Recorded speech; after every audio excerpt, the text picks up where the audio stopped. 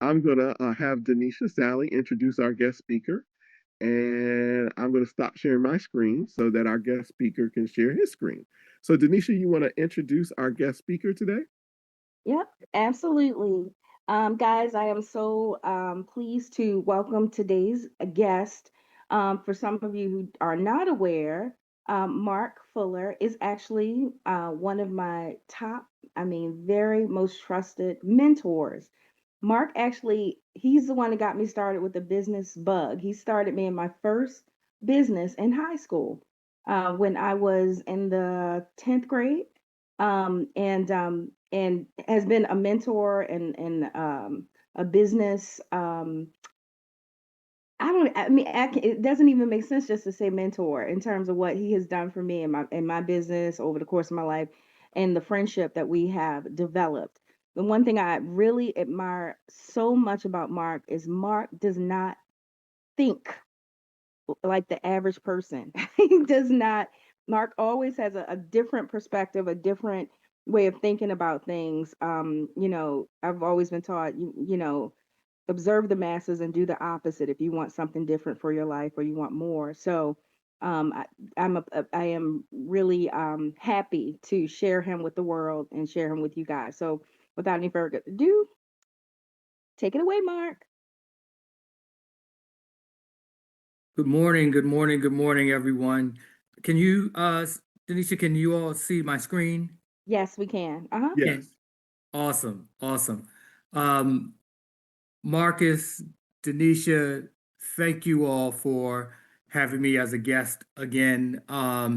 You all have been so supportive over the years and having me come to speak with your group. As Denisha said, we have been thick as thieves since she was a high school sophomore, junior, and I was actually a senior in college. Um, Teaching as a counselor at Upward Bound and as a student at University of Maryland. And I am super proud of her.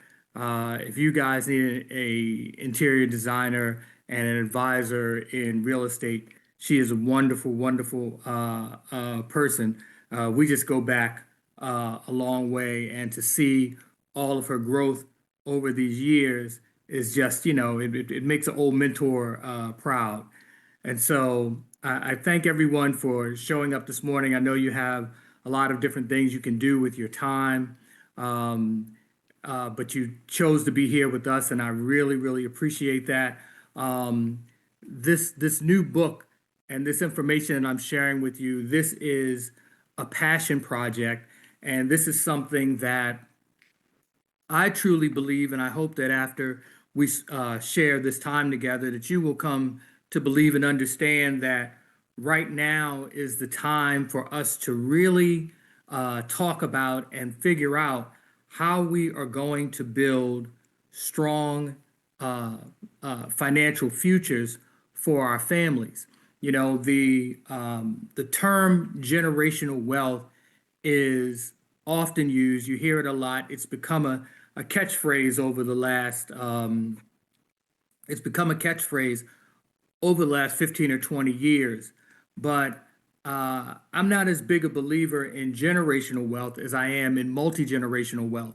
And the difference in that is building something that will not just uh, pass assets on to your immediate heirs, i.e., your children and your grandchildren, but ultimately to build an infrastructure in your family that will pass on wealth and income to many, many generations of your family, and teaching an infrastructure in your family that allows those that come after you to do the same things that you did to really build a firm foundation. Because as we see now in 2025, um, you have to build something and you have to build an income that secures your family, because the society in general may not secure your family.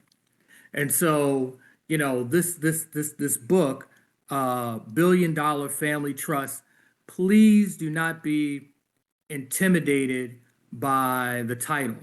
That word billion to a lot of people, it resonates differently depending on how you see yourself. People say, I can't really see myself as a billionaire or what have you. That's not what this is really about. Building a $1 billion family trust and building up $1 billion in assets and access to capital for your family is really very systematic. Most societies and most cultures outside of the United States, people actually operate from 100-year plans. They look into the future and they ask themselves, where do I want my family to be multiple generations from now? How can I secure my family down the line? And what I've seen from my studies is that typically when you plan far enough out, A, you get to your goal much sooner than you ever expected. And the second thing is that if you don't plan, you rarely ever get there. There is a saying in American culture, um, 3 generations from shirt sleeves to shirt sleeves. What that means is that no matter how much money you build up as personal assets and a fortune, if you pass that wealth along to the next generations, typically in America, within 3 generations, your family will be broke again. I wanted to build something that addressed that and would keep that from ever being even a possibility of happening. So let's start with the idea of why we put this book together and who I am. So my career has been in finance. I started in 1992 in the insurance business, and in that business, I learned about insurance and investments. I was 20 years old, and I was smitten by the idea of building capital, of providing for families, and all those things. And everything that I've done in finance, from owning mortgage brokerages to financing, I do a lot of financing of investment properties and different things like that, to even our interest in Philadelphia, where we have a bunch of Airbnb hotels. Um, Everything has always been centered on how do we provide financial resources and guidance to families. So my company manager of wealth was ultimately, it was built because in my career in finance, I saw that all of the people that you bring into your circle around your finances, the brokers, the lawyers, the investment advisors, the insurance folks, the accountants, a lot were giving contradictory information, and the information was hard to translate for clients who simply don't have any background in those disciplines. And so, because I spent so much time uh, studying and learning information in all of those disciplines, I became a middleman of sorts that would help people's financial advisors be able to work together to give uh, uh, congruent information to their clients that would allow them to be able to get to the answers they were trying to get to build what they needed to build and get everybody on the same page. Now, here's the thing. Why did I write this book?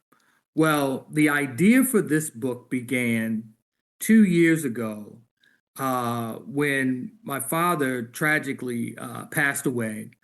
And I was kind of left, my dad was really my best friend in the world. We just shared a really special relationship. They say that the average person only gets to spend, the average parent and child only really spend about 19 years of their life together. They spend 18 years growing up in their house, and all the time, if you added it up, the rest of their parents' lives adds up to about a year.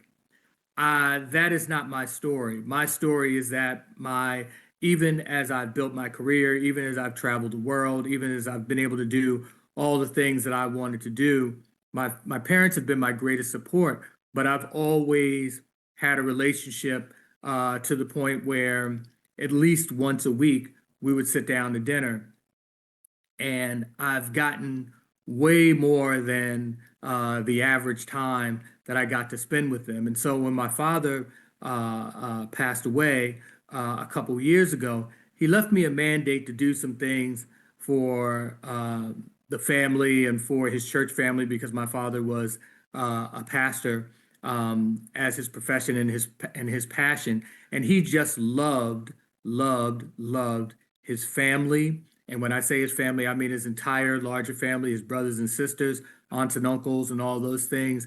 And he loved all the people in his church and in the churches that my family has here in Baltimore. And so it was, he left a mandate in his instructions to me. And my father was reminding me for, I would say, 5 to 7 years before he passed.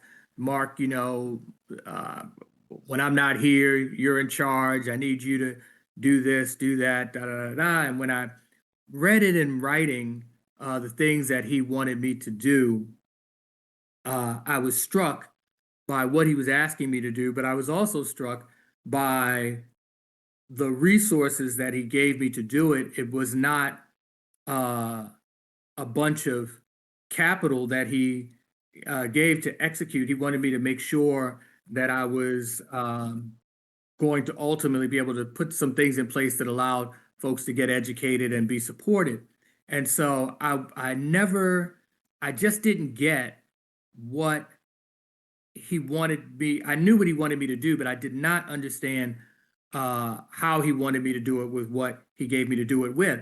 And so I was sitting at the table that I'm sitting at right now, and I was thinking about the loss of my father, and I was thinking about the instructions that he had given me, and I was really perplexed, and to be honest, I was really very, very sad about how things had played out. And sitting at the table, I saw this document right here. And if you all can see this, this is a deed to some land in South Carolina. That this deed was given by my great grandfather, not my grandfather. It was given by my great grandfather. He deeded his land to his grandchildren. And he did this in the 1940s. And, I'm sitting at this table and I'm looking at this deed. And my father has 10 brothers and sisters. And my grandfather has other brothers and sisters as well. And for a minute, I became perplexed by why my great grandfather, who of course I never got to meet because I was born in 71, why would he leave his land to his grandchildren? Because many of them had not even been born at that point. And I kept asking myself that question. And then it struck me. He left his grandchildren the land for a very simple reason, and I want everybody to grasp this. At that point, as an older person at the end of his life, he said to himself, I have all this land, and I know what I've done with it. My family was in farming and all of that, but I don't know how to take it further than I've taken it. I've lived my life. I don't know how to take this further. And I've met my kids. They're all grown and they're having children now. And so I generally know what they know. And I know that they can continue on with what we're doing, but they don't necessarily know how to take this further. And so maybe if I leave this asset, this land, this property to my great grandchildren, maybe the world will change. Maybe they will have a knowledge and information in the future that we don't have now. And maybe they can enhance what I have and turn it into something greater. Maybe America will be a greater place. See, you have to understand, when my great grandfather is looking at his life, he's born in the 1800s. He's born in a very different America. And even in the 40s and 50s, toward the end of his life, America is still a very challenging place. And so he basically decided to take his asset and use time as another asset to multiply that which he had right now. And it was at that moment that I was struck by the idea of using time and the future to grow something into something truly sustainable. And that's what made me really turn the page and say, wait a minute, I think not only can I take tens of thousands of dollars and turn them into millions, but in actuality, maybe I can turn them into billions. Now, why does a family need $1 billion trust? Well, number one, because financial literacy has not worked, right? Financial literacy, as it is defined in America, is go to school, get a good education, get a profession, keep your credit clean, um, uh, make money, set a portion of it aside, let that portion grow so that when you retire, you will have a nest egg that will support you after you can't work anymore. You try not to spend everything that you've built up before you die, and whatever you have left, you leave to your children and your grandchildren, and they rinse and repeat, and everybody does that. And theoretically, if everybody is quote unquote financially literate, each generation should have a little bit more than a generation before, and every now and then somebody will break out and become incredibly financially successful, and that's how that's supposed to go. And what we see is that that formula has not worked for more than 12% of people who have ever been Americans, right? So we need to teach a different type of financial literacy, one that ends in building up a real base of wealth and a real base of income that changes things. The second reason your family needs $1 billion trust is that social insecurity is coming to America. Ultimately, this idea that everybody chips into a fund and that fund pays people money once they retire, well, that works very well when there are more young people than there are old people. However, every day since January 1st, 2011, 10,000 people in the baby boomer generation are turning 65. And so this pyramid ultimately is going to be inverted because there are going to be more young people than there are older people. And it is going to dry that up as a resource.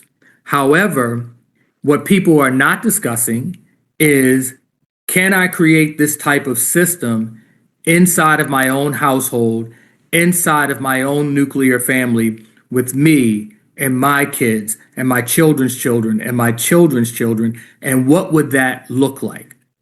Number three, building $1 billion fortune is not hard. You know, when I was sitting at this table and I was looking at this deed, and it struck me that what I needed to do was put a small amount of money into an investment for a prolonged period of time. I pulled out an S&P 500 calculator and I put $15,000 in an S&P 500 calculator. And the S&P 500 historically has grown at about 10.5%. And that's when I saw that 15 grand becomes $355 million in 100 years. And that's when I said, wait a minute, the price of a used car becomes a lump sum of capital down the line that the interest off of which could take care of multiple generations of a family in terms of income.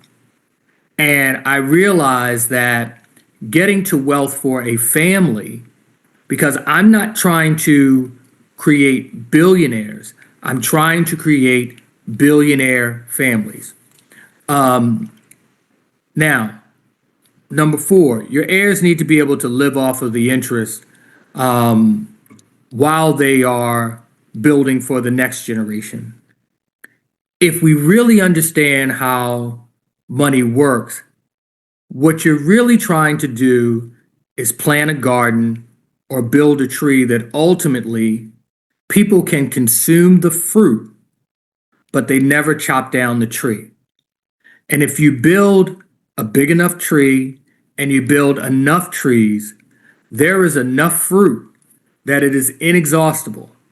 And every year there can be payouts, and there will be more and more payouts as generations go forward. And people do not have to, and I want to be clear about this. Everybody make this note. You do not have to sacrifice what you want and how you want to live and your quality of life during your lifetime to make sure that you are taking care of your heirs multiple generations down the line.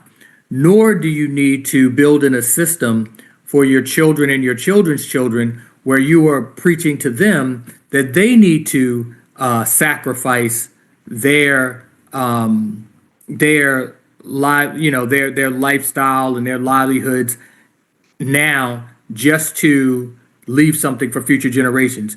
You can actually do both. Too often, the way that we have looked at things is somebody has to make an astronomical amount of money and leave it, and they have to be very securitous about what they spend and all of those things. Now, I'm not saying you should be frivolous in your lifetime, but I am saying that you don't need to, you do not need to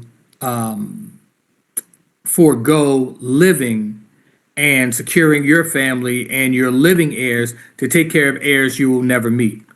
Number five, you are only getting a fraction of what your current assets can produce long term. I'm going to show you on another screen the 5 ways that probably most of the people that are on this call are giving up multiple billions, multiple millions to even $1 billion in a lifetime just because of the way they handle the capital that they have access to now. Okay, I'm not talking about some mystery money, and most people are much wealthier than they know in real terms, and I'm going to show you why that wealth is and that economic value is not realized in most people's lifetimes, even for those who get technically rich or wealthy, they still don't reach their potential, and I'm going to show you why. And then last but not least, everyone deserves more than they deserve. What do I mean by that? A lot of times when I talk to people about what they are going to do for their heirs and how they plan to inherit their heirs with capital and assets and what have you, we get into these discussions about deserve. And here's what I want everyone to think about. Regardless of how hardworking you are or aren't, what does one do every day to deserve to be woken up? What do we do every day to deserve the sun shining on us, the rain coming down and growing the vegetation, trees growing, all of these things? Sometimes when I hear people talking about what other people deserve, I question what it is. You know, some things you just, if you have the power to create things that bless other people and that bless people even that you will never meet, you just uh, as a as a human being should not want people to go through certain struggles as if they are a rite of passage. A lot of the mythology of America makes you think that it is a rite of struggle is a rite of passage. And what I would tell you is this: when I use the phrase in 3 generations, shirt sleeves to shirt sleeves, which means that in 3 generations, people go from being poor to being rich to their family being poor again. That only happens when people don't do the type of planning that I'm advocating for in this 100-year planning. Because one thing that you don't hear, there are many multi-billion dollar and multi-trillion dollar families in the United States and around the world that have planted enough that the interest off of their assets is what is feeding and enriching their heirs. And they cannot go back to being broke because no one can touch the sources of their wealth. All they can do is inherit the fruit. And the heirs take the fruit and they invest it in planting more trees and building more companies and making more investments. You can't go broke that way. There is no way for you to have an idiot in the family that messes it up for everybody. You can't do that because they can't touch the tree. Now, I said there are 5 ways people leave millions on the table in economic value in their lifetime. Let's talk about those 5 ways. And I want everybody to take notes on this and write these down because this is incredibly important to your economic life. Number 1 is overpaying taxes. Look it up statistically. What you will find is that the average person, and particularly as you get to professionals, people with professional occupations, people making over 6 figures, small business owners, they're grossly overpaying taxes, largely because they don't want to pay for tax planners and people who are tax strategists. They just pay accountants and they pay tax preparers. And so not using all of the tax code or pre-planning or using tax strategy, they're always paying more than they actually should. I have a client that for 20 years, they made between $2 to $3 million a year in their business.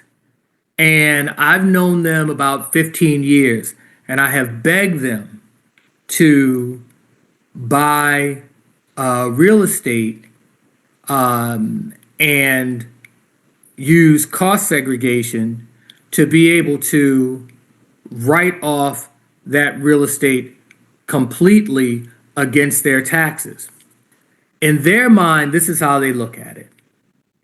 Every year, the tax man hands them, they make $3 million. Every year, at the end of the year, tax man hands them a bill of $80,000 or $90,000. They say to themselves, 80 or 90,000 out of 3 million isn't so much to pay, and they go ahead and pay it. Now, what they don't know is if they bought a $500,000 building to house their business in instead of renting, that first year they could do a cost segregation study, and then they get a $500,000 write-off, and that year instead of paying $90,000 in taxes, they pay zero, and then because they had a $500,000 write-off, they could carry that forward, and they basically could own that building off of what they would have paid the tax man. That loss of that type of money and 100 other things that they could do. I'm just giving you one example of a way that they could capture another $500,000. What about that $500,000 and the interest on that $500,000 and what that could mean to their bottom line if that $500,000 was in their retirement accounts rather than in the tax man's coffers, right? That's a massive amount of money. Number two, and I see this a lot with my peers, okay? Most of my peers are professionals, doctors, lawyers, engineers, brokers, real estate professionals, paying for college instead of using scholarships. Most people have told themselves through misinformation that they're doing so well that their child will never qualify for a scholarship because they quote unquote don't have economic need. At the same time, they are financially successful, so they're making the type of income that maybe they never thought they would make when they were growing up, or maybe nobody in their family makes. And so I call it proud to pay syndrome. Proud to pay syndrome is where you are paying for something that you could have for free, but you almost enjoy the idea of being able to pay, although you complain about it. I watch my peers, their children get into the best schools, but the best schools now are not, $5,000, $6,000 a year like they were when I was in school. The best schools now are, I went to University of Maryland. It was $5,000. Now it's 35,000. I just got a young lady through Cornell, and it was $85,000 a year. You know, what most people don't know is that if you absolutely dedicate yourself to putting in 20 to 25 applications for scholarships, because most scholarships have absolutely nothing to do with economic need. And there's billions of dollars that just go unused every year because nobody applied for it. And if you put in those 20 to 25 scholarships freshman year, sophomore year, and junior year, you might not get all the money you need your first year. You might get more the second, more the third. You may get all the money you need to pay the school and all of your expenses the first year. But if you keep that habit up of applying for scholarships, you may get more money, and that money could actually go into the student's pocket so that they had spending money and all those things.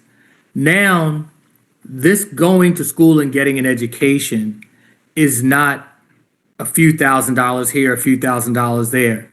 This is a 150, 250, sometimes $400,000 endeavor.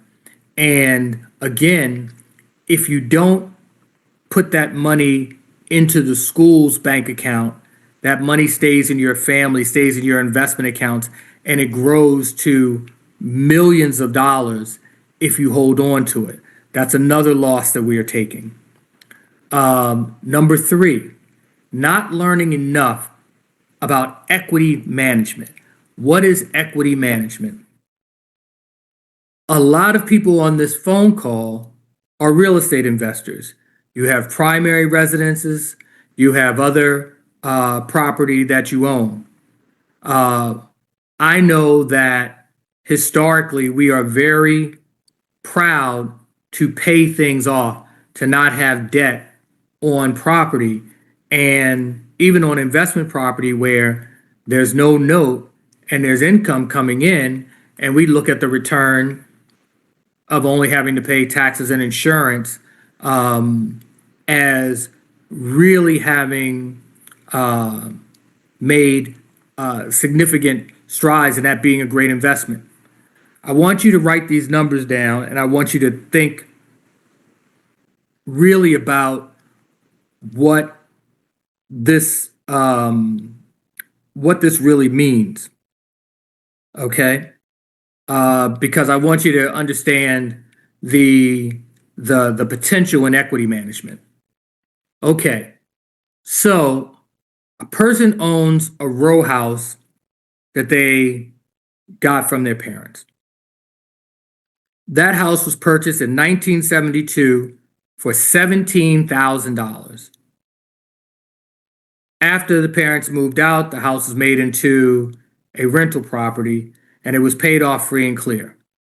Now in 2025, that house, which was recently rehabbed, is worth $260,000.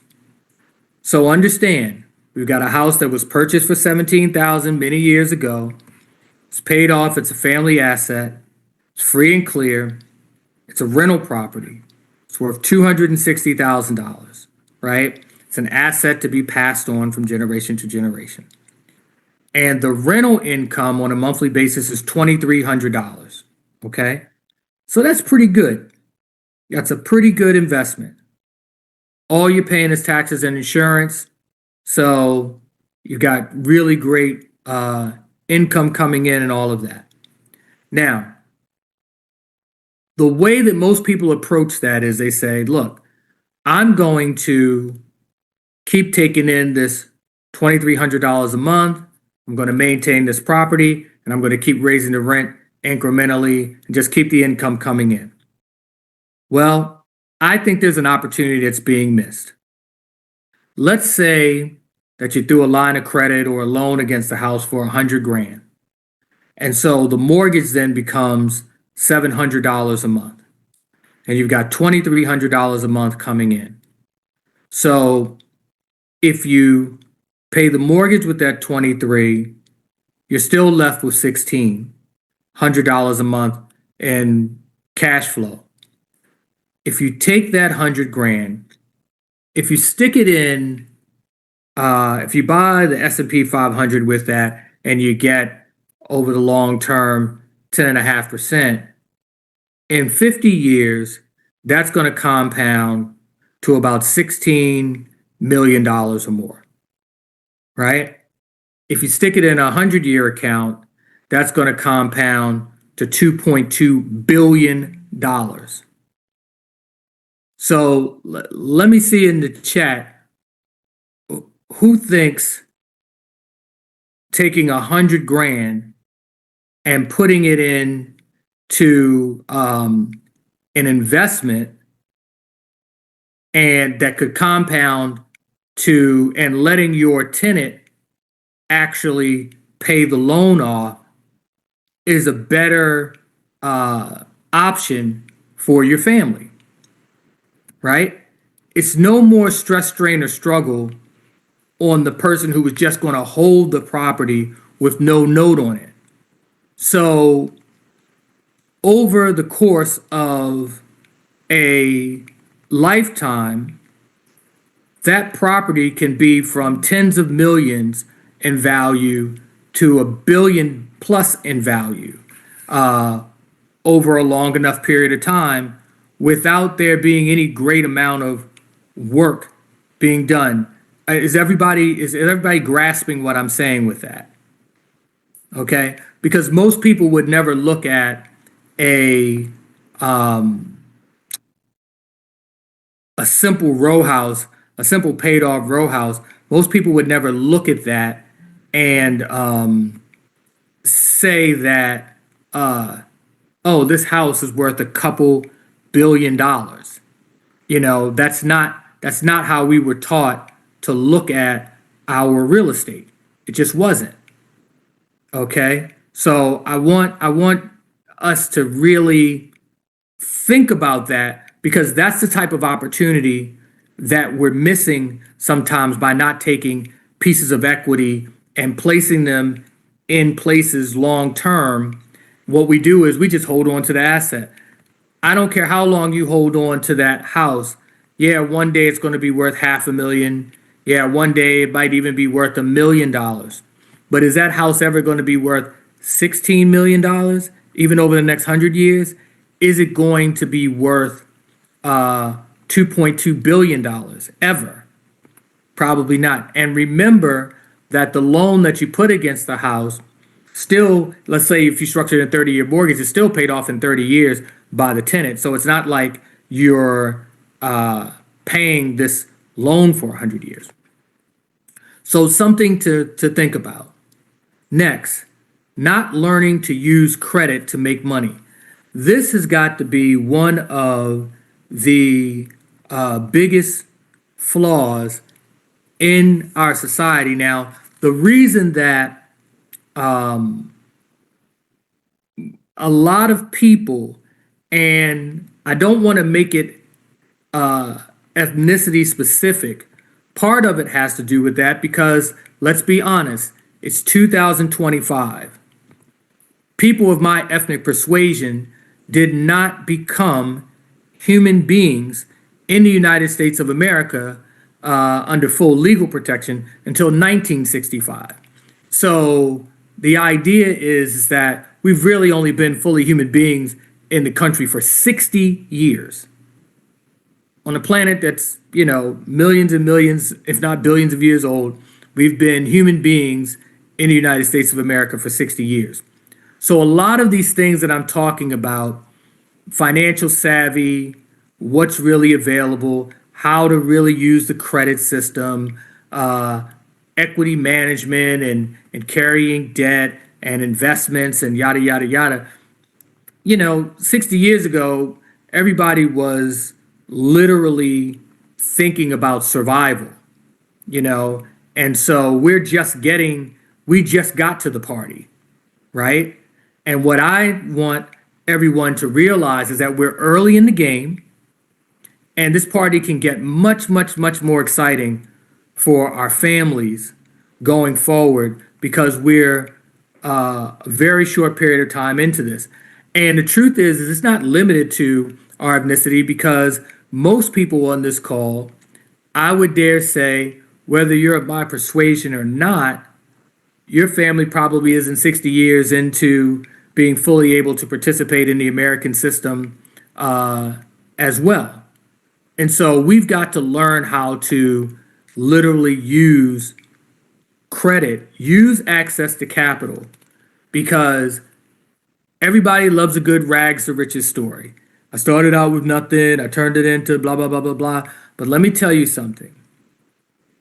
My first $1 million that I ever generated came from my learning how to take a small amount of money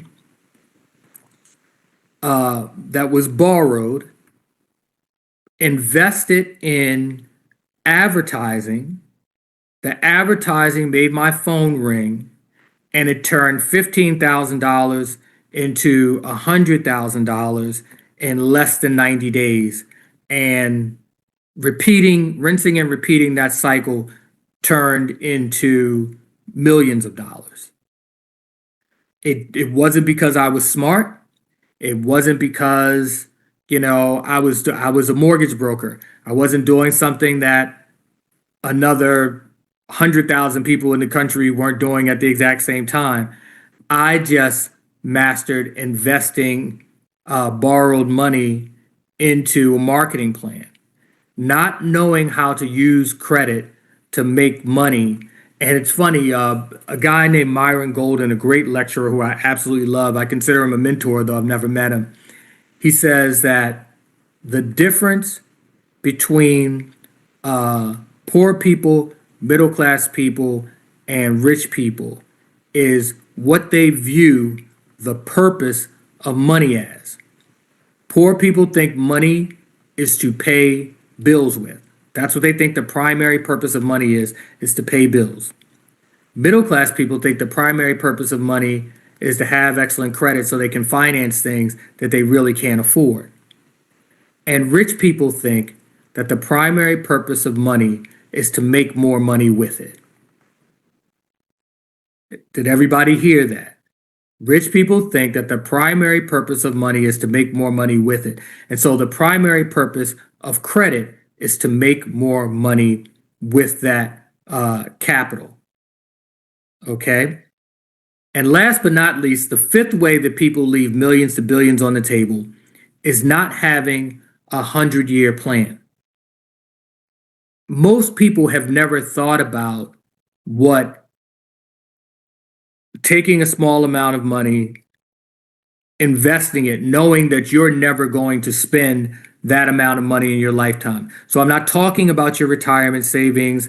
I'm not talking about your liquid accounts. I'm not talking about, your lifestyle money. I'm saying I'm taking a small amount of money and I am putting it into accounts and managing it and writing instructions in a document as to how the interest from that will be dispersed at a time in the future, right? I'm thinking about that. Most people have not thought about what they want the future to look like. And it's a very simple and easy thing to actually take control of a small piece of capital and turn it into a massive amount of money. So first of all, when we use the term wealth, I want you to understand what I consider to be the clinical definition of wealth. And it's right here on the screen.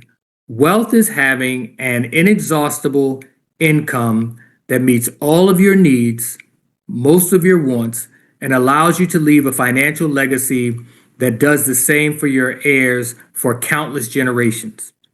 To me, that is wealth. Having money, living in a big house, having a boat, all that's cool. That's riches. But wealth is income that comes in that cannot be stopped. It just keeps coming in because of how you've structured your documents, because of how you've put things together, and because you're working off of a large enough principal amount that the interest and income from that is enough to water all the seeds that need to be planted afterwards.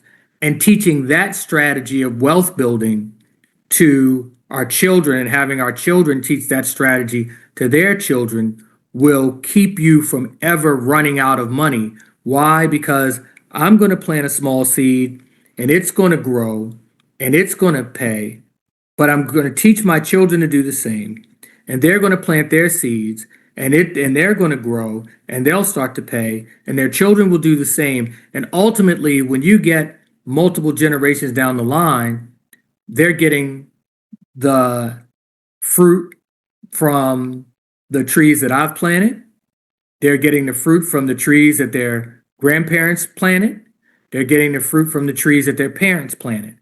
And as things happen in the society, because once you become aware of money and wealth and opportunity, how many people on this call have seen opportunities but not been able to take advantage of them because at the time they did not have the money to take advantage of them?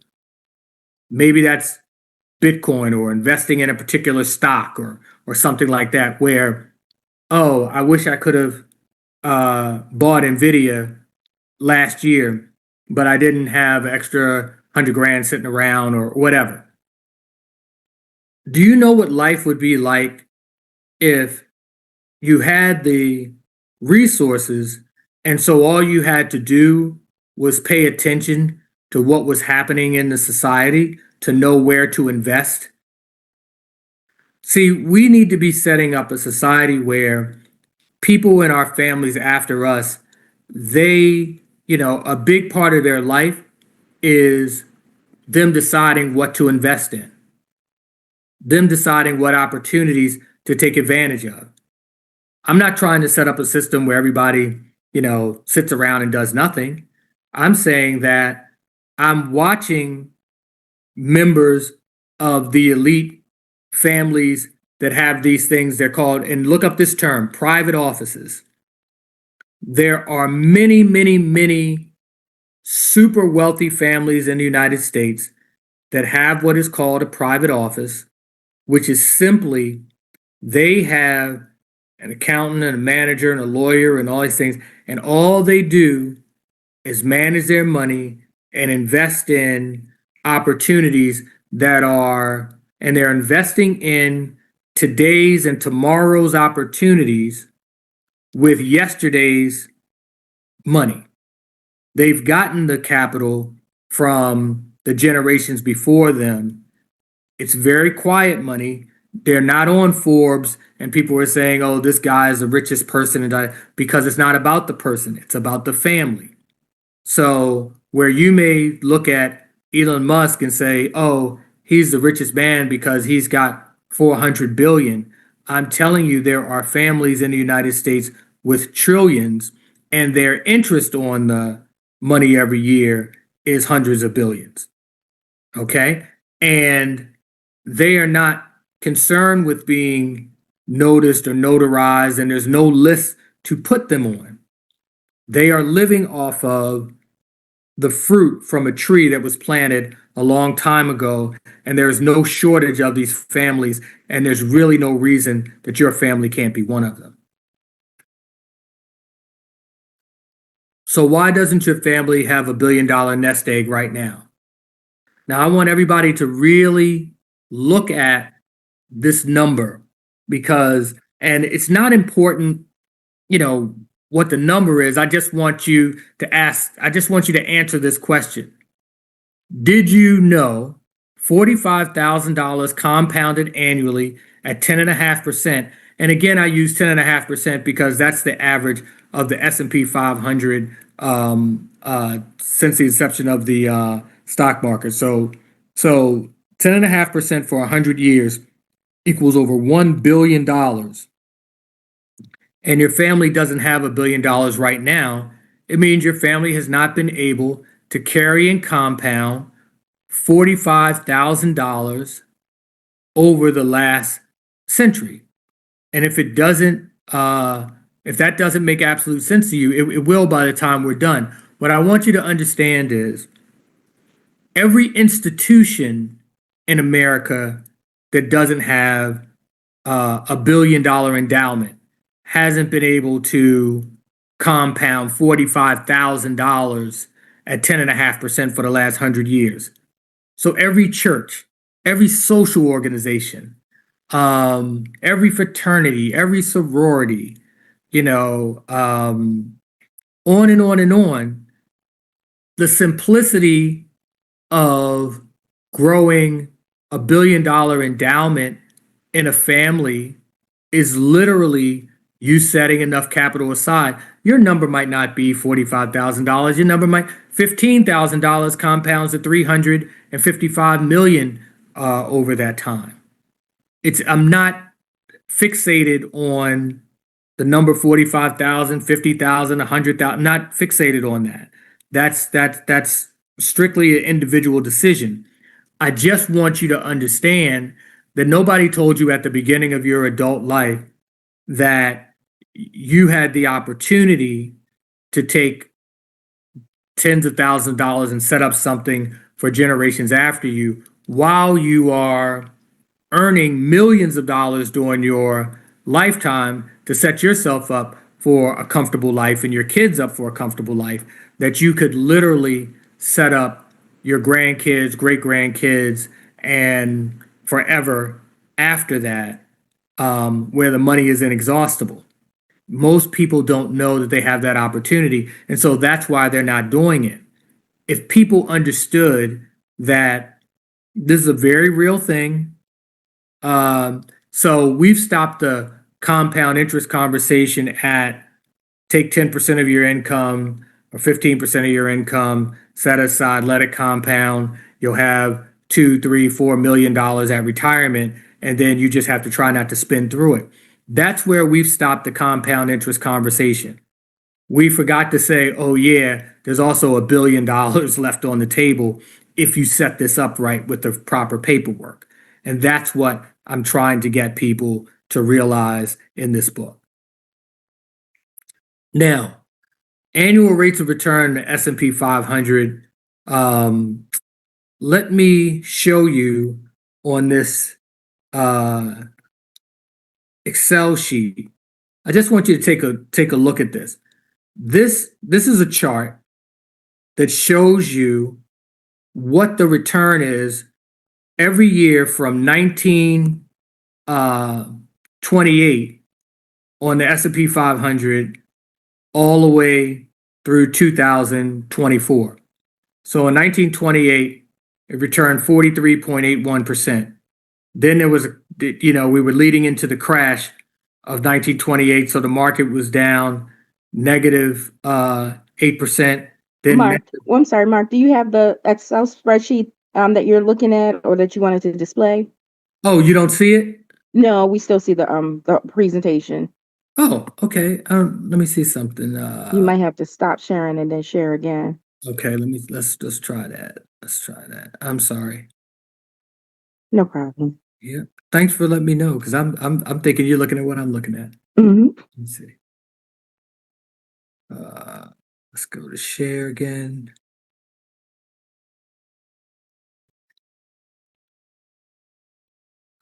Okay, do you see the chart now? It's coming up. Okay, now it's up. Yes. Okay, I'm sorry, guys. No All right. problem. So look at this Excel spreadsheet. This is 1928. You see 43.81%. 1929, negative 8.3%. And then, the crash of 29. So you see negative 25% and negative 43% and negative 8.6%. And then the market turns around in 1933. Now, I'll give you an example. In my trust, right? When my trust starts paying out, what would happen is this. There will be in 2021-25, in one of my trusts, there'll be over $1 billion in that trust. Let's just call it an even $1 billion. If that was this year, it would the interest would compound to 43% on that $1 billion, right? So that's like $430 million that year. But I'm only going to pay out 5% of whatever the return is that year, right? So 5% of on that billion, I'm going to pay out 50 million that year to my living heirs. And when I say my living heirs, I'm saying the children of anybody that is a child or a spouse of I don't have children, so my nephews count as my children in my trust. So their grandchildren, great grandchildren, their spouses, and all those things.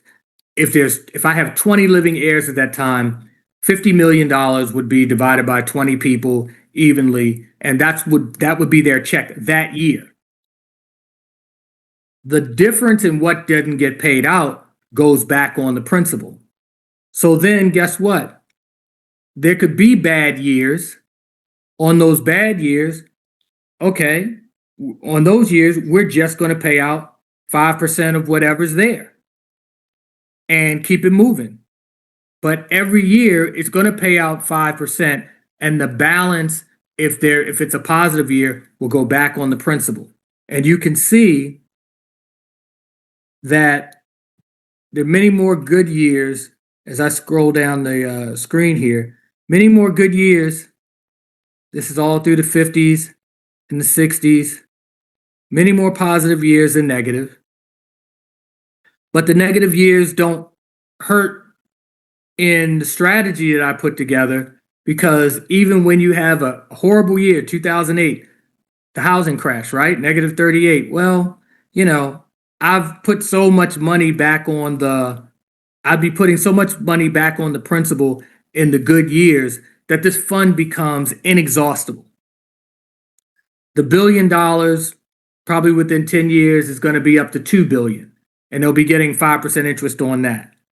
Is everybody understanding where I'm coming up with that? Okay, I just wanted you to just take a look at the chart to understand that I'm not telling you, life is going to be one big rosy scenario. Most of us are mature adults and old enough to have seen some losses in the market and different things like that. But if you have enough principal and you have a way of managing it, and I'm managing this, I won't be here for this. I'm managing this on the back end through instructions inside of my trust. Okay. Now let me go back to the presentation. 1 second. Share. Here we go. Mark, can I ask one question? Absolutely. So to clarify, what you're saying is that the principal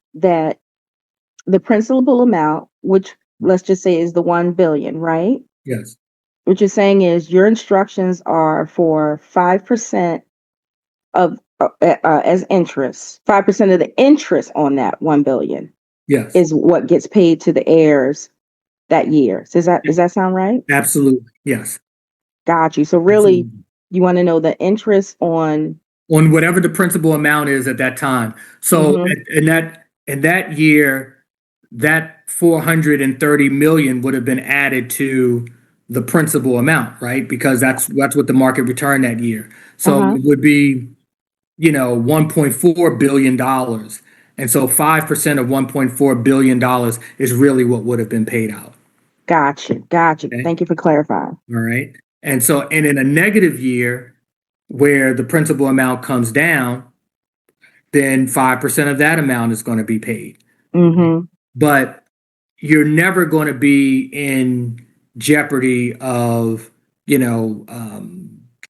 the principal being wiped out, or you over spending and you exhausting the fund, because the goal is ultimately to just keep enough income flowing through your family and instructing your heirs to do the same after you. If that makes sense. Got you. So what we're saying is if you pay 5% of the interest, there's still 95% of the interest that's not being touched. Well, no. I'm paying I'm paying 5% of the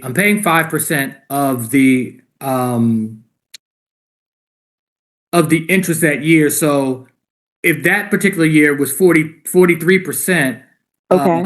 was added to it, I'm just taking 5% off the principal amount that year, off of the entire amount that's in the account. Taking 5% of that and I'm distributing it to whoever the living heirs are. Okay. It's not 5% of the interest amount, because 5% of the interest amount would be 5% of 43%. No, I'm taking the entire 43%, adding it to the principal. Now I've got 1.4 billion that particular year, and that entire lump sum, I'm taking 5% of that amount, paying it out to the heirs that year, and letting the next year come in and let that compound and go up or down, however it goes, and whatever the principal amount is on December 31st, on January 1st, I'm paying out 5% of that amount, and I'm doing it year after year after year after year. Gotcha. Okay, thank you. Okay, no problem. So when it says where to invest a small sum for the next 100 years, the average annual return, as I said, the last 100 years, the S&P 500 was 10.5%. That's averaging the years of loss and the years of 20+% returns. And that's how 15,000 becomes 355 million in 100 years. That's how 45,000 becomes 1 billion in 100 years. Okay. Now, best places to get capital you need to begin your plan. Most people look at this and say, hey, well, where would I get this money? We have so much capital underperforming, whether that be cash and savings, access to credit, equity in properties, cash value in life insurance, and current investment accounts. So you got to look at, and most people never do this. Two things that I always look at as benchmarks is this. If you take these 5 areas right here and you assign a number to them, right? What do you have in cash and savings? Real number. Write a number next to it. What do you have in terms of access to credit? Add up all your credit cards, lines of credit, yada, yada, yada. Add up, take that number. What do you have in terms of equity? That means, what is a property worth minus what you owe on it? How much equity do you have in real estate? Write that number down as a hard number. If you have cash value life insurance, how much do you have in the cash account of your life insurance? Write that down as a number. And then when you look at your retirement accounts, 401ks, 403bs, thrift savings plans, Roth IRAs, all of these different things, crypto accounts, write that down as a number. There's two things that I know to be true. For most people, if you write down those 5 numbers, 10x that number will, for most people, secure their entire financial future. Okay? For their lifetime.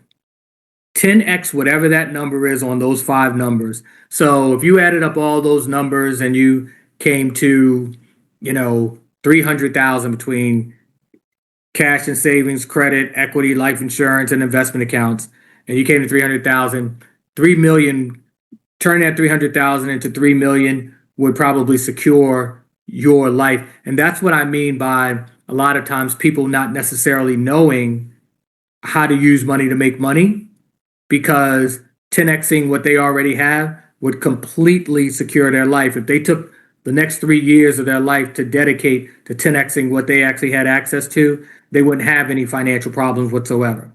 But even more importantly, what I know about that number as well is that a small percentage of that number, when you add up those 5 numbers, set aside in an account where you say, hey, here's 20 grand that, I've got 300,000 and all of these numbers. I'm going to take $20,000 and set it aside for the long-term future of my family. And I'm never going to touch this. This is a tree that I'm never going to sit under the shade of, and I'm never going to eat the fruit off of. And guess what? It wouldn't really affect your life one iota in terms of taking away anything from you and what you can have. But it changes everything for everybody after you. But it also, it makes you feel better about how you live this life and the contribution that you made to your family and to the world. Okay? Because this is the other thing that I want everybody to realize. Like in my trust, I did not just include the people that I wanted to make sure that I took care of, but I included a couple of institutions as well, right? Because, you may really love your fraternity or sorority, you may really love your alma mater, you may really love your church or your synagogue or your mosque, and you want to make sure that that institution is supported, that they too, you inherit them as an heir. And so every year, all of your living heirs they're getting $500,000 checks each from an account that you set up 100 years ago. Well, let your church get that same thing. It just is a way for us to institutional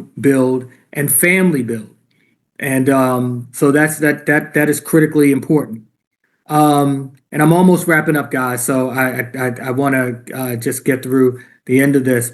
So creative ways to use credit. Uh, for instance, borrow 45K on a line of credit or an installment loan, pay it back over 60 to 120 months. That's $600 monthly, but you let it compound for 50 years, and that's $6.8 million it compounds to in 50 years, and 100 years it compounds to $1.1 billion.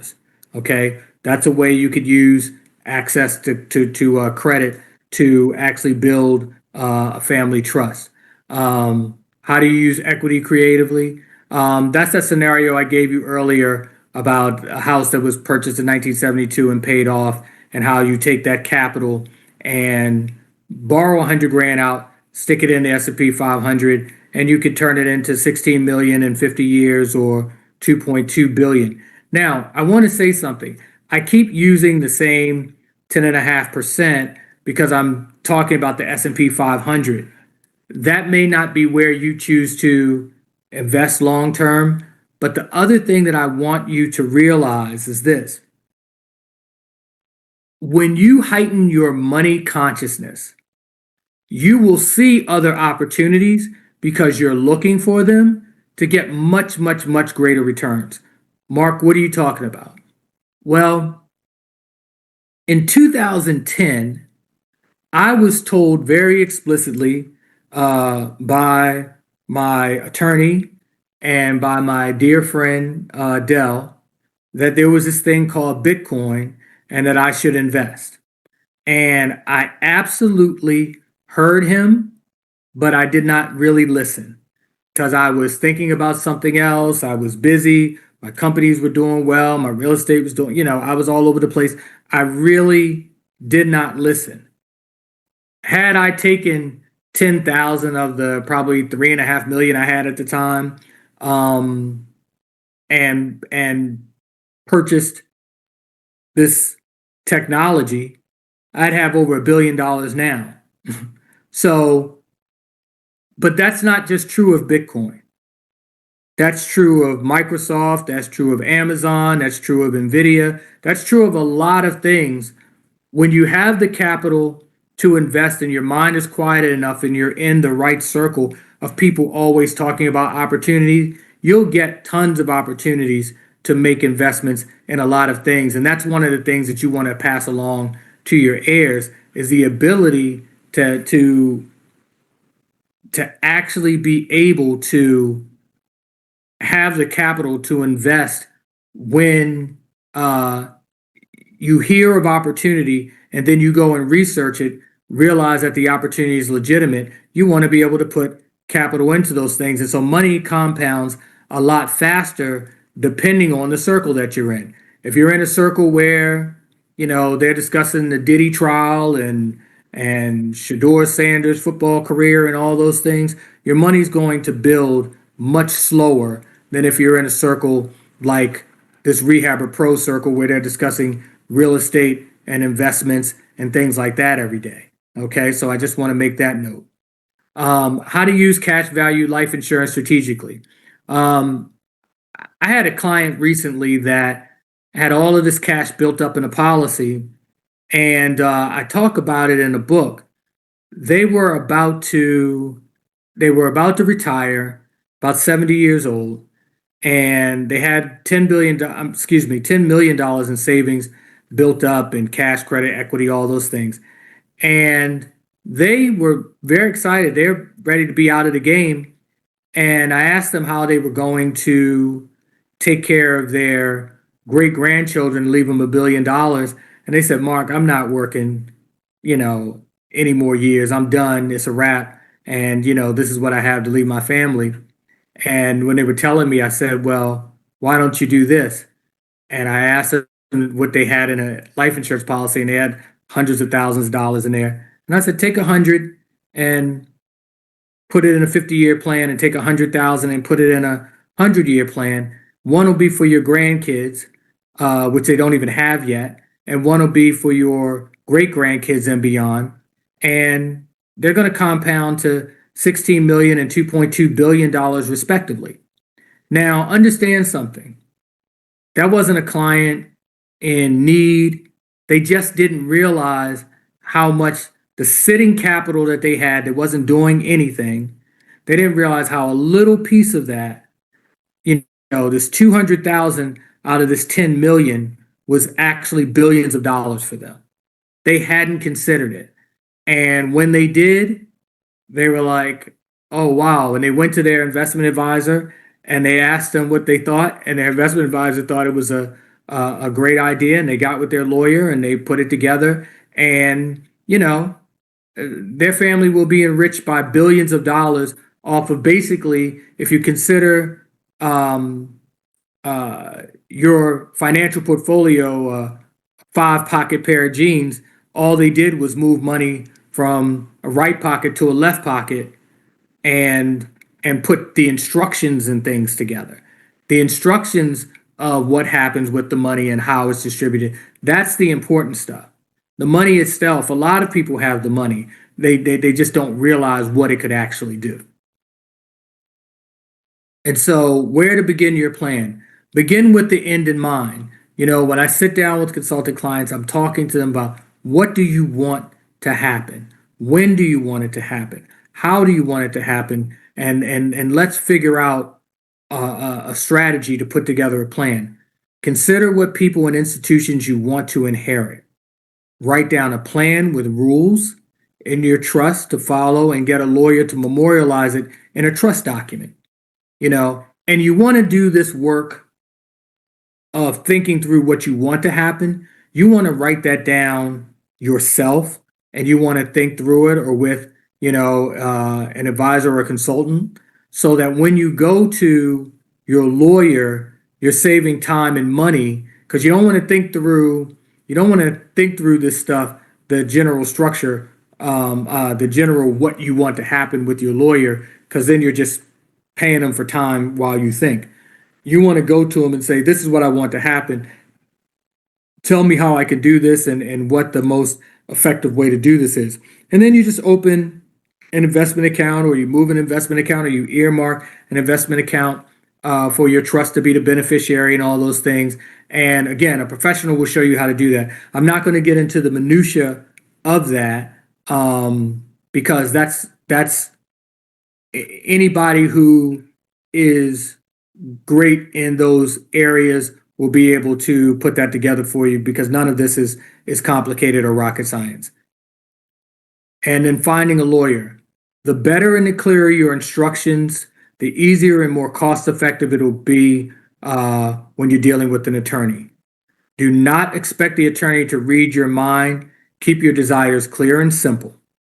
Make sure you use a tax and estate attorney. This is incredibly important, because you want to make sure that you're setting up accounts that will not be taxed along the way, because if your account loses its tax efficiency, then a whole bunch of your money is going to the government. You don't want that.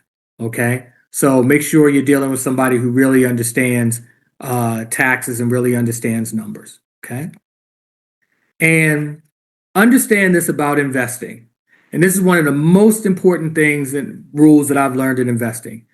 You do not have to be first in any investment. You just want to be early.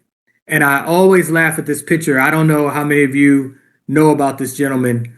Back in 2010, he paid 10,000 Bitcoin for 2 pizzas, right? That Bitcoin is worth $1 billion today. But there are a lot of things that everybody that's on this call saw early. They didn't have to, and you didn't have to see it first. I always explain to people that, let's take the computer. When most of us were in college, people didn't have laptops. Most people didn't even have a personal computer. When you were in college, you had to go to the computer lab, work on your paper, and then have it printed out on the printer in the computer lab and what have you. Everybody wanted a computer in their room.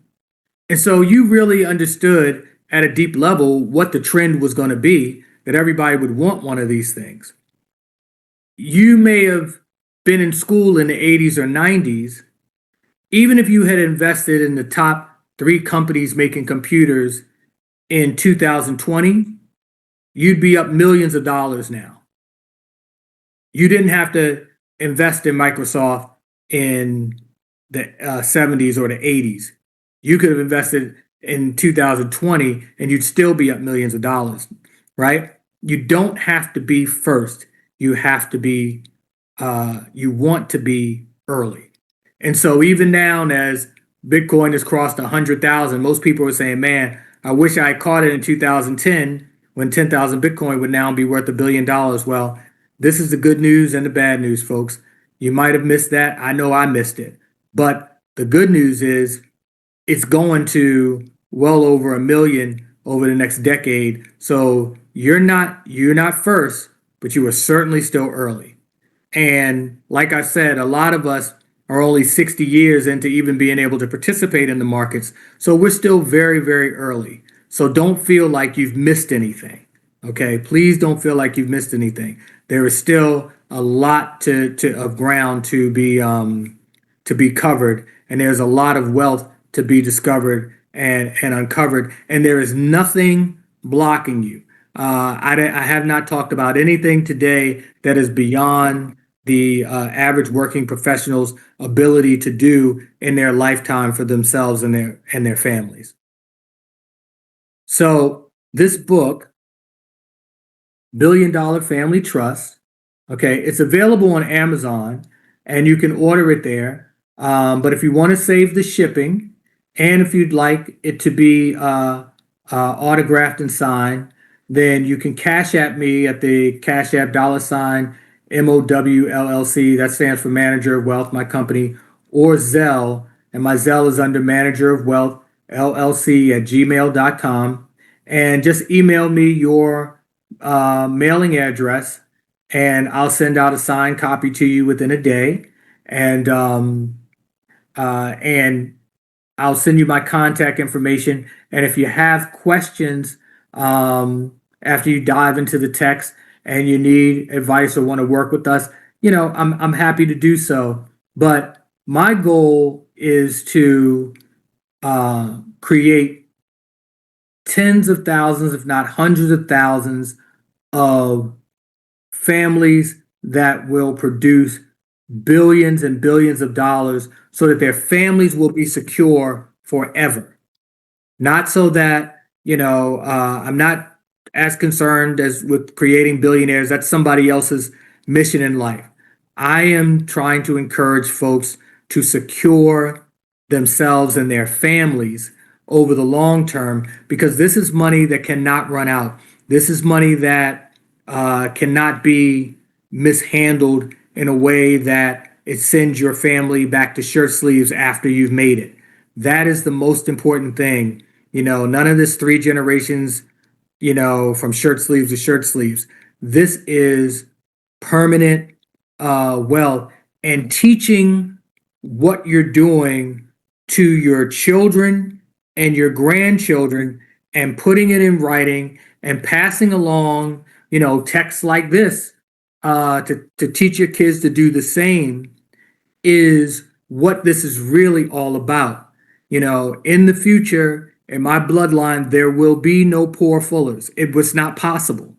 It just can't happen because every January 1st, somebody's going to, once these things begin to pay out, somebody's going to get, everybody who's alive in the bloodline will get that check, right?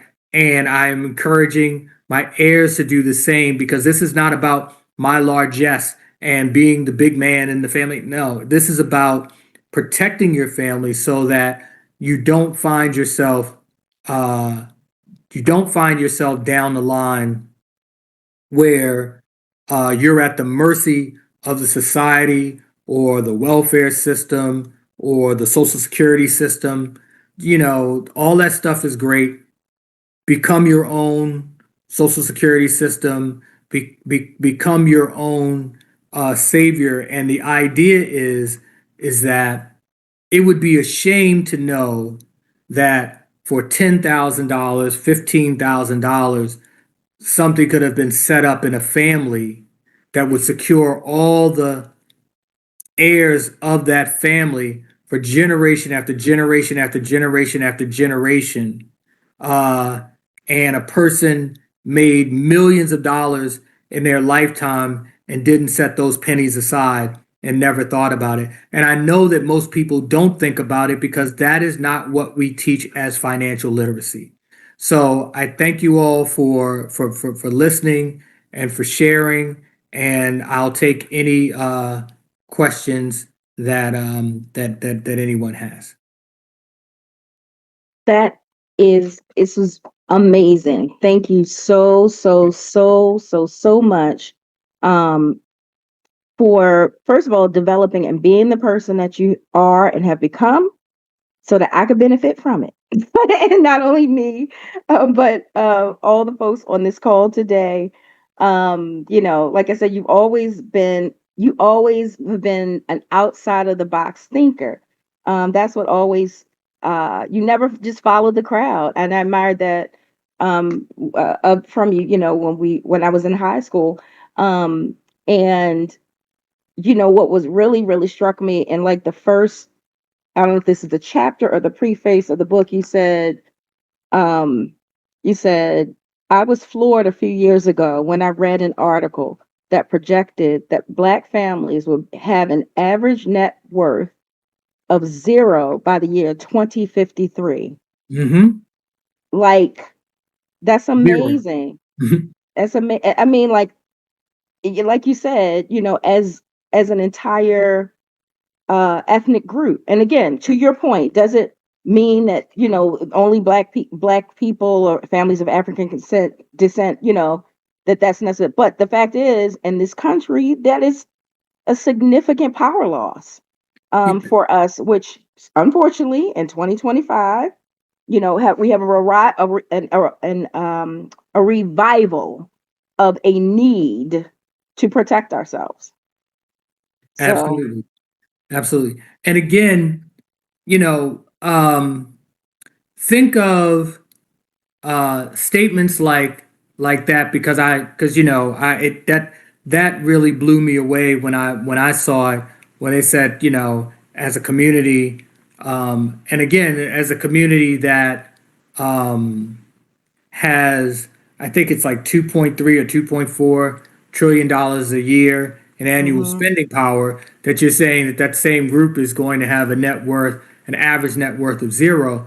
Well, that's just that's more a statement on the quality of information, the quality of education, and mhm, how you believe that money really works. right. See, because if I can keep you, so for instance, and I know that the people that are on this call have experienced the same things that I've experienced because if you so in 1992 when I started in insurance, one of the most powerful things that I ever learned was that Les Brown said, if you read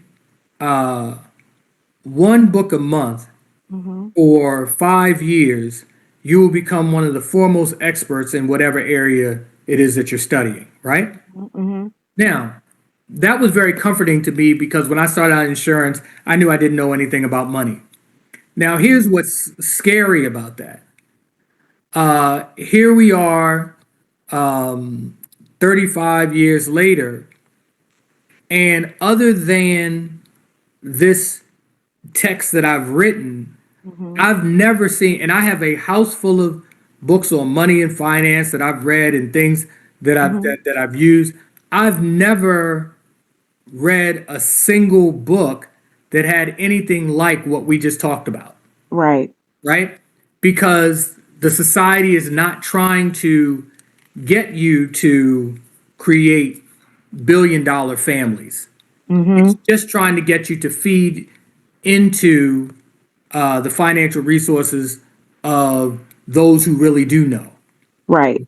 And so as a result, yeah, bad. So what you're really seeing in that article is they're saying if you keep operating by the bad information that we give you of make money, save some of it, build it up, pass along whatever's left, yada yada yada. If you keep doing that, it's not going to amount to anything that makes any real significant difference in how things work out for your folks. Right. Meanwhile, over here, if I told you if you just put 15 grand in an account, it would amount to something that would make sure that nobody in your family would ever be homeless, ever want for food, ever need any basic necessity in life Mhm, once you got beyond a certain point, and you could make sure your kids did the same, and you mhm, could control that. You could be mhm, 100%, your family could be 100% in control of their outcomes. That is not being taught, and it is important that we start to build that into our family structure, and that's what's going to change things because we're not going to be the only group of people at or near zero if we mhm, don't change. mhm. Right. And Michael had a question. He said, well, is this like the Rockefeller method? No, so here's the thing. The Rockefeller method is because again, this stuff has become this concept of trust has become very popularized on the internet and stuff, right? Mm-hmm. But we're really not quote unquote talking about the same thing. So what that's not a bad idea. In fact, it's a very good idea. Mm-hmm. What the Rockefeller thing is like they're saying, okay, everybody in your family buy a life insurance policy on them. When people pass, put the assets in trust and take the proceeds from the life insurance policies and put them in the family's trust. And so that builds up capital in the family's trust, Mm-hmm. right? And so that money keeps compounding and compounding. That's great too, right? That's Mm-hmm. fantastic too. However, if it depends on um, what people are willing to do in terms of buying all these cash value life insurance policies, whether they can, because those sometimes come down to issues of affordability. I firmly believe in cash value life insurance over term and all those other things, but everything's dictated by whether you can pay for it or not, right? Mm-hmm. Mm-hmm.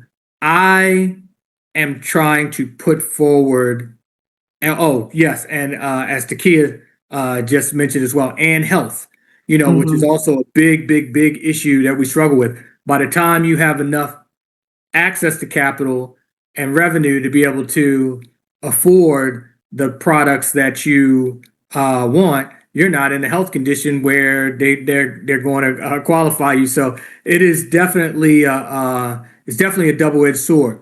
Mm-hmm. What I have put forward here does not require any special dispensation.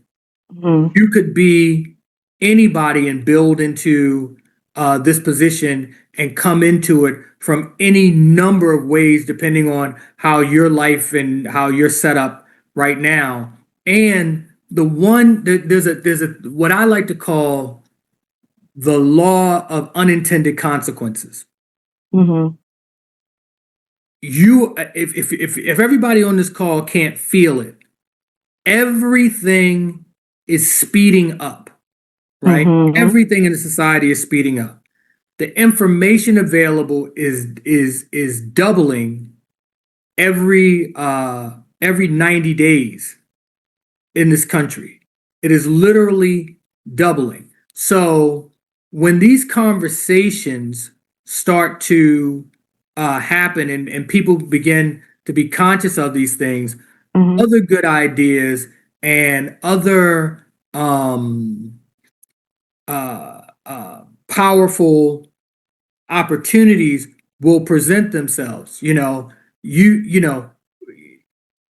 you came into some of the real estate and business stuff because you met, a young man 30 some years ago who was all about finance and business and da da da da. And Right. how many people's lives have you touched from the good ideas that you developed? And then when meet Marcus and some of the other people that we know in real estate, it has a compounding effect. Now, Right. imagine that compounding literally, every 6 months. Mm-hmm. Down, Marcus is calling you saying, "Oh, I know where there's $1 million. Let's go over here and get it." Mm-hmm. So this idea of how I want things to come out in the long term, yeah, I'm satisfied knowing that this ends up $1 or $2 billion up at this particular point, but I'm going to do so much to enhance my life and the life of others during that time before the end of my life. I'm not suggesting that people make an investment and then just kind of, okay, that's what I did with my life. No, I'm just saying we aren't taking the opportunity that we have to write the last chapter of the book first, right? Mm-hmm. And the last chapter of the book, the further away you are from it, the less of an investment it is. And one thing that people say is, well, Mark, the value of the dollar is going down. So $1 billion won't be worth $1 billion when you have it. And I laugh about that because you had you were considered uh, wealthy if you had 1 or 200,000 100 years ago, Right. right? Right. Mm-hmm. But guess what? It's 100 years later, and you're in the uh, top 10% net worth wise if you've got 100 grand Right. on the planet, right? Because they don't, Mm-hmm. because people Mm-hmm. still don't have any money. Right. So I don't expect 100 years from now that most of the people on the planet will still have any money. And the difference between whether your family will or not is tens of thousands of dollars, not millions, Mm-hmm. Right. Because right? I even while you were talking, I did a calculation and I said, okay, the 25 I did a calculation, came out with okay, 50 years, this some investment worth 25 million. Then I did a calculation to adjust for quote unquote inflation, and it was still over 6 million. Mm-hmm. So, but point is, 6 million, even if that's what it's worth, is better than nothing. You know Yeah. what I mean? And understand something. The way I set my stuff up was I have a 100-year plan because that's for the billions. I have a 50-year plan. Mm-hmm. That's tens of millions of dollars, right? Mm-hmm. Um, and they kick in at different times and they still just pay out the interest, Mm-hmm. right?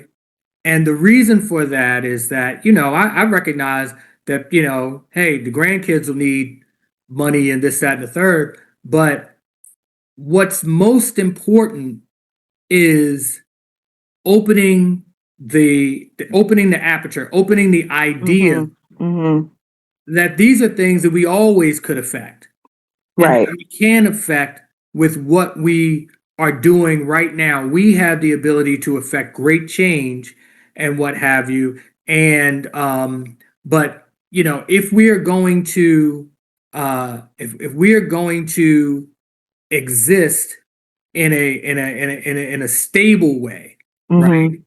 We have got to make um, the right investments, and we've got to do it now, and we've got to start having those conversations in our family. And you'll see in the book where I talk about doing it household to household. Not, Mm-hmm. I'm not trying to call together all of my cousins and aunts and uncles. I'm calling them together to give them the game and say, Mm-hmm. do this in your house, do this with your kids, do this with your grandkids, but not Mm-hmm. for us to pool our money and put it in one account and all of that. Mm-hmm. You know Mm-hmm. why? Because if I want for this to become a norm, it needs to be happening in every household. Or Mm-hmm. you follow what I'm saying? Yeah, I Right. want everybody to have the opportunity to decide whether they want to affect things in the future. If you don't, there's no judgment. I've had people say, "Man, listen, I did everything I could do for my kids and blah blah blah." Yeah, okay, I'm. If you feel that way, you feel that way. I'm not. I can't even go down that path. Mm-hmm. Um, I feel like if it's in my hands to start something in my household and in the people that I'm blessed to come in contact with, if I can do something to change them not being in that 0% net worth households and create real wealth, inexhaustible income that Mm-hmm. covers all of your needs, most of your wants, and allows you to leave an inexhaustible income to the next generation. That's my definition of wealth. That's the definition of wealth that I'm gonna live and die with. Right. That to me is what I am working to accomplish with the folks that I work with to get them into that position where don't leave this earth not having. Why leave that money on the table? Mm-hmm. Because again, like with my friend that had 10 million and I showed him how to leave a couple billion, he had no plan to Right. do that. Right. He was just hoping, hey, if I leave my kids the 10 million, hopefully they'll be able to grow it into some more, whatever Right. some more means, Right. right? Right. There was no plan. There was Mm-hmm. no plan. And still, that's a good plan. It's God bless him. I mean, to Yeah. be able to, to do that, right? Mm-hmm. He's had a good run. But, Mm-hmm. when he sees me, we run into each other from time to time. Uh-huh. He's ecstatic to see me because I literally said, "Hey man, take that money, take $2 out of your left pocket and put it in your right pocket, and it's going to Mm-hmm. be $1 billion for your great grandkids and beyond." And he was like, "Okay," Mm-hmm. like Right. he just had he just and again, I didn't do any transaction with him, Mm-hmm. right? I didn't. I'm not his investment advisor. I'm not his lawyer. I'm not da da da. This was just sound advice, and he went to his people, and Mm-hmm. they gave the cosign and said, "I can't see where that would hurt." Right. Right. you know, Right. And it's not hurting you. It's not like Not hurting it. go It's ahead. just helping them, and it helps strengthen a relationship. We You have a know, question from Clifton Durant. Hi, Clifton. It says you touched on it a bit, but would you re-emphasize the part of the book about where there being no room for drama and petty, unnecessary exclusions? Mark, Oh, oh, sorry. right before you answer Clifton, Mark and Denisha, I'm just going to Mm-hmm. jump in for a second and Sure, just sure. say that we're close to 12:30, and we just want to thank those that have to jump off. We Mm-hmm. just want to thank them because we know we did say that our meeting was ending at 12. Mm-hmm. And so we've gone a little over, and then plus we're gonna do the piece at the end that Marcus discussed. But I just wanted to jump in there and say that for those that need to get off, we understand, and we really Mm-hmm. appreciate you getting on the call today, and we thank you for attending. Those that can stay, we're gonna go ahead and if it's okay with Mark, Mm-hmm. get all the questions answered, and then move on to the latter part of introductions at the end. So thank you for that, Denisha. Absolutely. Thanks, Denise. Thanks for the time reminder. Mark, maybe if you want to speak a little bit to that last question, and then yeah, perhaps we'll go on to the networking. Mm-hmm. absolutely. So real quick, I found that when I would have these conversations with people about their families and stuff like that, people start to say, "Well, yeah, I want to give money to this person, but not that person," and blah blah blah, and it gets a lot of drama. I am not from that school. I am from the I don't want anything or anyone that's connected to me not to be prosperous. If I have something to do with it. So the idea that so let's say for instance, uh my nephew's kids, they get married and then somebody gets divorced. Well, that person, when they were married to him, they were covered in my trust, right? I'm not making any exclusion where they're not covered in the trust. Uh, if someone gets divorced from them, they're still going to get their check. Why are they going to get their check? Because they're still probably the parents of whatever children my nephew had, or niece, or whatever kids they had together. Again, we have to get good at being prosperous. We have to get good at being beneficial to people. And if you are trying to spread the idea of prosperity and love and stability and wealth through your family, do not create any systems or procedures that create conflict. Mm-hmm. If you're doing it, if you're doing it so that this becomes the standard, right? This becomes the standard of how, when they say, "Hey, why are here it is 150 years later and all the Sallys are still wealthy," and they say how? Well, because wealthy people don't do petty. Right. They really don't do. I Right. mean, it's not. It's not it's really not about that. And again, um, I don't I don't pretend that what I'm putting in place is going to be all everybody that's related to me will ever have. I'm putting in place the thing that is the seeds that allows everybody to do more in their lifetime. Some of these heirs are going to be getting 3 and 4 checks while they're alive and whatnot, and that's going to allow them to invest and do more things and do more good in the world and build more and invest more and all those things. So bring everybody under the tent, because some people are going to do amazing things with the opportunity that they were given, and some people not so much. But so what? you know Right.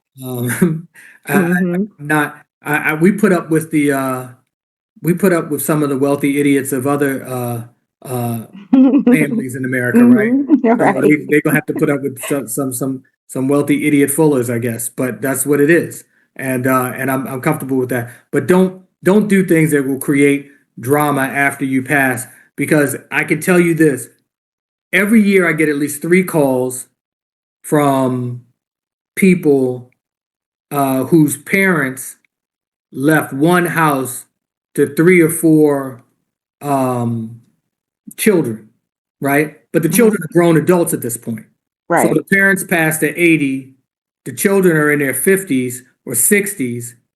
It's one house. One child lived with the parents and took care of them until they passed. The other 2 had their own places, and everybody has 3 different ideas as to what they want done with the house, Mm-hmm.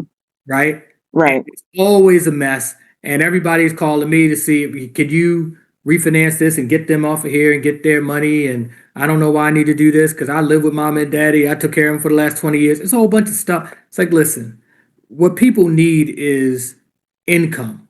What Mm-hmm. they need is revenue, and they need the ability to live how they um, ultimately want to live. So I'm just trying to give them that opportunity.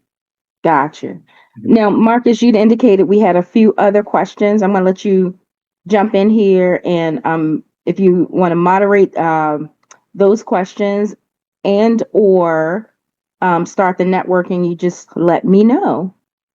Yeah, there was one question that someone had. It was from Kimberly about do you recommend insurance as another vehicle to assist in achieving the 100-year plan?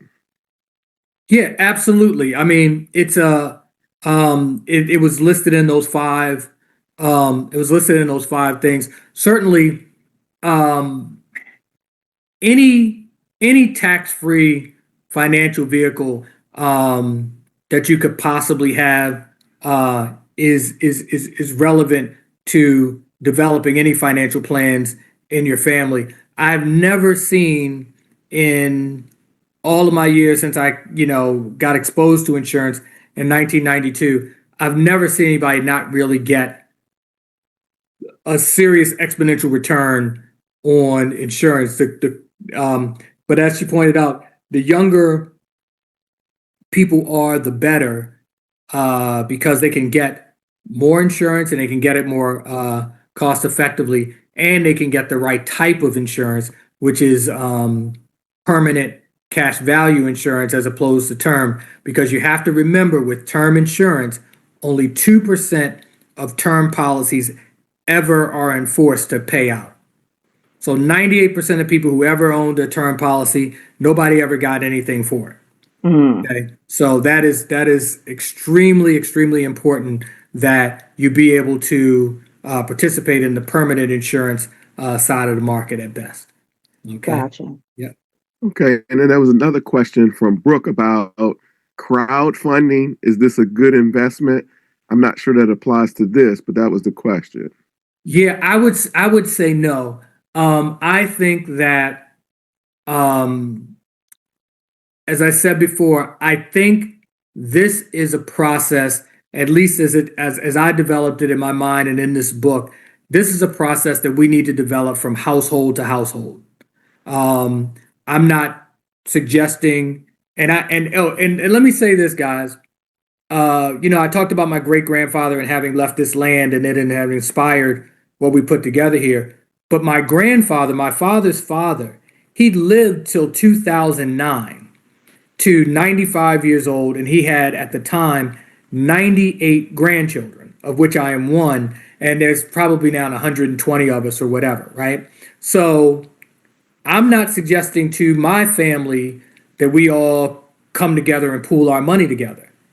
I'd like to have 120 cousins with 120 different trusts, because that's what really would secure the family. Every single household, every single child, Mhm. every single grandchild, so that the idea of how you create stability in a house is important. So no, not I don't crowdfunding and people pooling things and then because pooling things creates conflict. Right. Correct. Everybody has a way they think they want to do it. And I'm not telling you what your trust should say or how you should. That's on you. I mean, it's Mhm. okay. But no, individual households and building it up and building it down through your children and your grandchildren and who you want to inherit, that is really the key. Yeah. Okay. Gotcha. And then the last question that we had, which may be better as this person may need to call you directly, but they're asking to explain the setup of the trust and resources to get it done. Yeah, and I'll say very broadly. Please give me give me a call, but I'll say very broadly. Trust wills and estate attorney. They'll because laws are different in different states and things like that, and then the difference of whether you want a revocable or irrevocable trust and what the tax implications are. All those things need to be handled very individually and very specifically.